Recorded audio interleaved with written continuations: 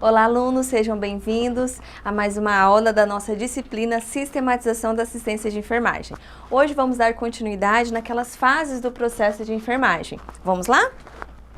Vamos dar continuidade aqui para a gente conhecer alguns exemplos dos diagnósticos de enfermagem. Eu trouxe alguns exemplos para vocês também podem estar dando uma olhada na apostila para estar complementando a aula de hoje, ok? Os diagnósticos de enfermagem que eu trouxe hoje, eles são baseados na CIP. Então, ele é uma referência para os diagnósticos de enfermagem. É uma referência para o enfermeiro, para que ele possa prescrever os seus cuidados baseados nos diagnósticos presentes nesse livro. Um exemplo de diagnóstico de enfermagem, eu trouxe aqui, esse é baseado na pediatria. Então, algum paciente, uma criança que seja internado na ala pediátrica do hospital, ele pode estar usando esse diagnóstico frente às coletas de dados. O primeiro diagnóstico é comunicação prejudicada. Então, a criança ela já tem uma comunicação prejudicada. Nem sempre eu consigo informá-la ou escutar realmente o que ela quer, o que ela está sentindo, o que ela está precisando naquele momento. Então, o diagnóstico de enfermagem baseado na CIP é comunicação prejudicada para a criança. Lembrando sempre que esse diagnóstico eu só posso tê-lo depois da minha coleta de dados, depois do meu histórico de enfermagem. E a prescrição de enfermagem, então, o que eu posso estar fazendo, o meu planejamento de enfermagem para o diagnóstico de comunicação prejudicada? Ouvir atentamente a criança ou o acompanhante, estimular a comunicação àquela criança. Às vezes ela não consegue falar, ou até mesmo o acompanhante não consegue expressar o que está sentindo naquele momento. Eu vou identificar essas barreiras à comunicação. Ele é de uma outra etnia, de uma outra cultura, É de um outro país. Eu consigo? Ele está entendendo o que eu estou falando? Eu estou falando muitas normas técnicas do meu cuidado, da assistência da enfermagem. Ele não está sabendo o que é uma cefaleia, O que é uma algia, que é a dor, a cefaleia, a dor de cabeça. Eu deixo, É importante deixar a criança expressar os seus sentimentos. Ela consegue falar para mim se ela está triste, se ela está alegre, quando ela está com dor. Monitorar as mudanças no padrão de fala da criança. Às vezes ela está numa recuperação, depois de uma intubação, ela está conseguindo falar.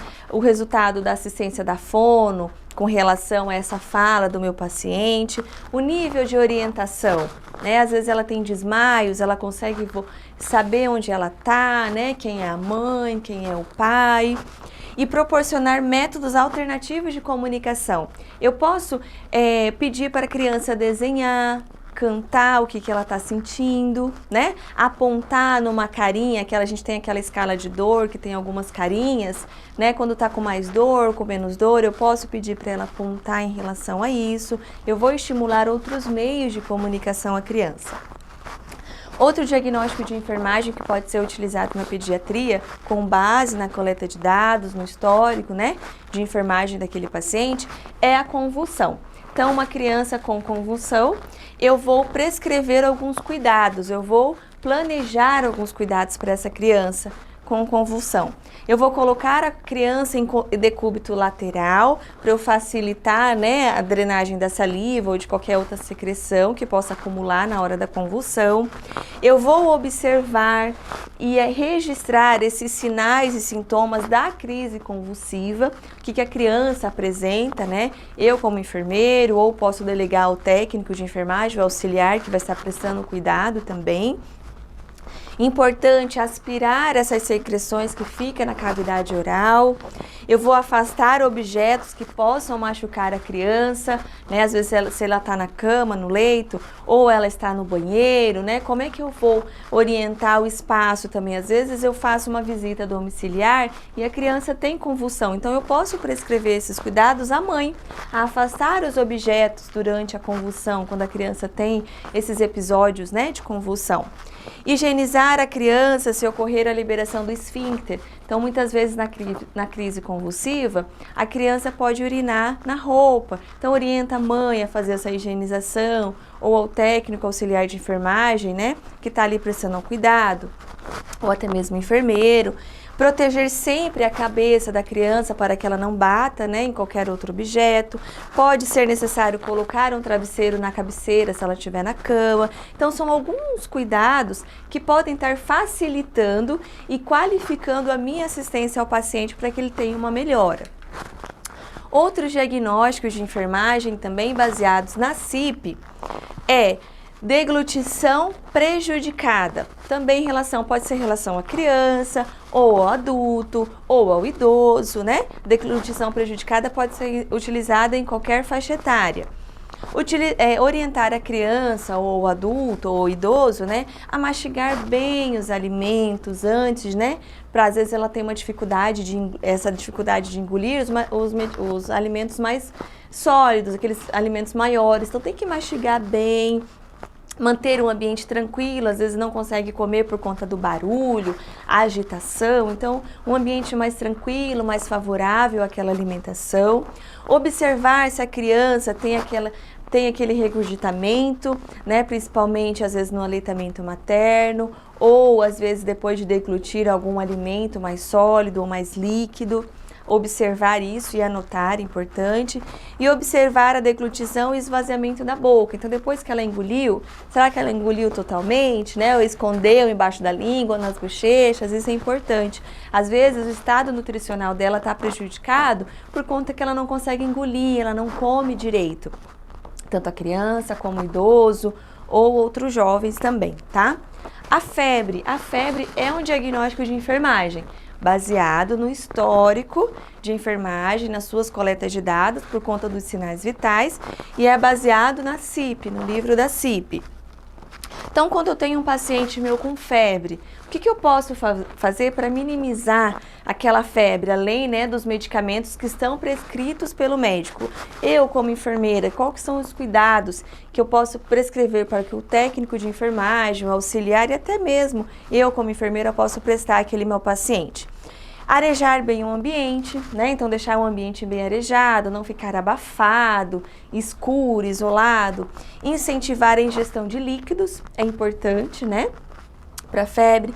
Verificar a temperatura corporal de 4 em 4 horas, de 2 em 2 horas, de 6 em 6 horas, isso depende do grau da febre, né?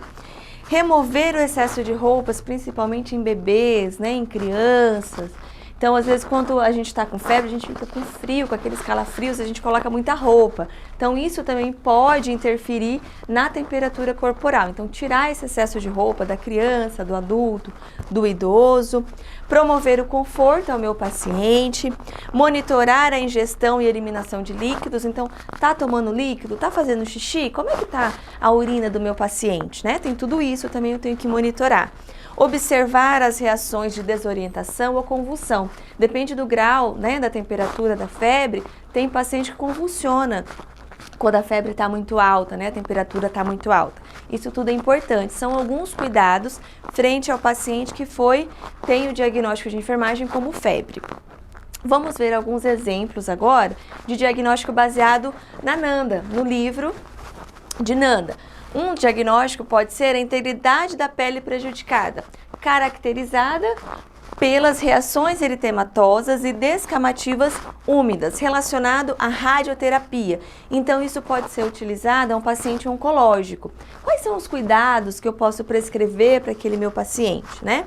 Eu tenho que evitar, então, expor aquela região, né, que está com essas eritematosas, está vermelha, está começando a descamar, à luz solar ou clima muito frio.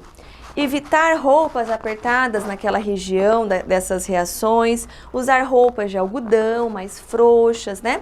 Evitar o uso de sabão ou cosmético, perfume, talco, loção, hidratante ou pomada naquela região. Usar apenas água morna para banhar aquela região, para lavar. Evitar esfregar ou arranhar aquela região, porque a pele já está mais sensível, pode abrir, fazer uma ferida, né? Outro diagnóstico baseado na Nanda, a gente tem o risco de queda, né? Caracterizado por uma desorientação, por uma mobilização prejudicada.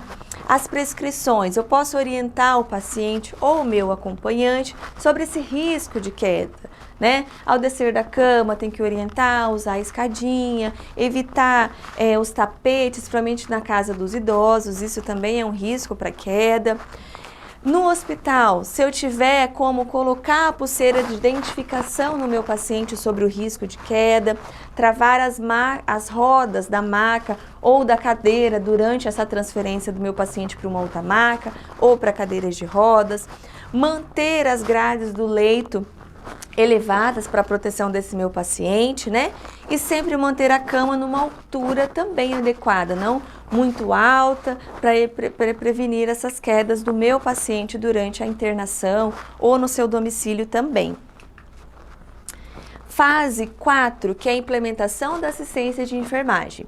É uma fase, no caso do processo de enfermagem, que os enfermeiros, os técnicos e auxiliares, eles executam o cuidado. E esse cuidado também pode ser executado pelo próprio paciente, pelos seus familiares e acompanhantes. Então, a implementação da assistência de enfermagem é a fase em que eu executo as minhas ações que foram planejadas.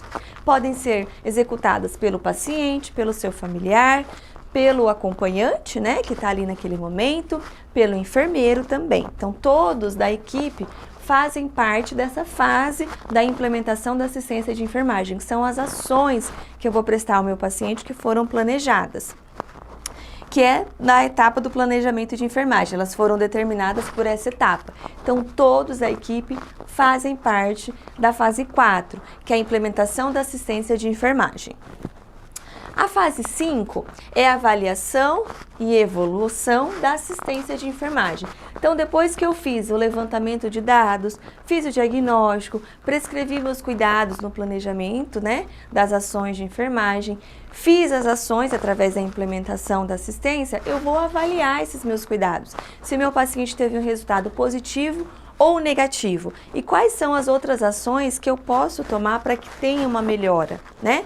Então, a avaliação é a fase do processo, que é sistemático, então é organizado e é contínuo, né? Então, toda vez eu vou verificar essas mudanças em relação à resposta do meu paciente, do seu familiar, da comunidade, independente de qual foi o meu público-alvo, frente ao processo saúde e doença. E eu vou determinar ações e intervenções para alcançar esse resultado esperado. Então, às vezes, se eu não alcancei, eu posso determinar outras ações para a melhoria do cuidado ao meu paciente. Na evolução de enfermagem, eu vou evidenciar se esses efeitos, se teve repercussão em relação aos benefícios dos cuidados que foram prestados ao meu paciente, né? Possibilitando indicar, então, a suspensão, eu paro com aquela minha prescrição, com aquela minha ação, eu vou modificar, eu vou manter, né? Em relação a essa prescrição de enfermagem das minhas ações. É um importante instrumento, então, para que o enfermeiro possa realmente saber se a assistência prestada àquele paciente está sendo eficaz, está sendo ideal, né? E é o momento em que ocorre a avaliação propriamente dita do meu paciente. Então, é importante eu ter alguns requisitos para o desenvolvimento dessas minhas ações, do meu cuidado, né, desse processo. Eu tenho que ter conhecimento, eu tenho que ter umas habilidades, essas habilidades interpessoais, eu tenho que ter uma técnica, importante comunicação, a capacidade e o desejo de cuidar, né? Então, eu tenho que ter essa mistura, esse conjunto dessas ações para a melhoria do cuidado ao paciente, para que a minha assistência seja de qualidade. Vamos ter alguns exemplos das anotações, principalmente do técnico de enfermagem e auxiliar depois dos cuidados prestados ao paciente. Então, toda ação, todo cuidado que foi feito com o paciente, é importante o registro de enfermagem no prontuário. Então, vamos ver o que pode ser anotado, o que deve ser anotado no prontuário do paciente. Eu tenho que colocar o nível de consciência do meu paciente. Ele está confuso, ele está consciente, né? Ele está calmo, ele está agitado, está muito nervoso, ele está hidratado. Como é que está a pele do meu paciente? Está descamando, né? Ele está orientado em relação ao tempo, que dia que é hoje, o espaço, onde que ele está. As extremidades estão frias, estão roxas, né? Ele está acamado, ele só está em repouso no leito, como é que ele está? Ele está andando, deambulando com auxílio de muleta, de cadeira de rodas, ou ele anda, ele deambula sem auxílio? Ele está relacionando-se com o meio, se comunica bem, ou se comunica através de gestos, né? O aperto de mão, o piscar de olhos. Como é que ele se comunica com a equipe de enfermagem? Como que está a temperatura do meu paciente, né? A avaliação dos sinais vitais. Ele está normotenso, está hipertenso? Como que está, além da temperatura, a pressão arterial do meu paciente, né? Está dentro dos limites, está mais acima? Como que está a respiração do meu paciente? Ele está com esforço respiratório? Está respirando normal? Se tem auxílio, né, da máscara de oxigênio? Se está com nebulização contínua? Como é que está a respiração desse meu paciente? A temperatura, se houve, né, se o paciente referiu alguma normalidade do estado de saúde de ontem para hoje, ou do dia que ele entrou, como é que tá? Anotar principalmente a data do acesso venoso, quando que foi feito aquele acesso, é importante estar atento para a troca, né, desse acesso. E onde que está o acesso, né? Tá no braço, antebraço, tá na jugular, tá no pé, como é que tá o local desse acesso? É importante estar fazendo essas anotações de enfermagem no prontuário.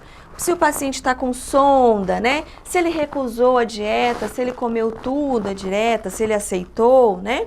Sempre anotar os sinais vitais e nunca esquecer, ao final dessas anotações, colocar o teu nome ou, né, carimbar com o número do Corém, sempre colocar o nome legível e assinar e não deixar espaços, né? Sempre estar fazendo aquela anotação contínua.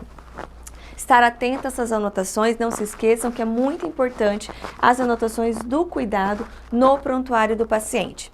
Façam a leitura complementar. Por hoje a gente finaliza esses processos da assistência do processo de enfermagem. Façam a leitura complementar, façam as suas anotações. Bons estudos e até mais. Tchau, tchau!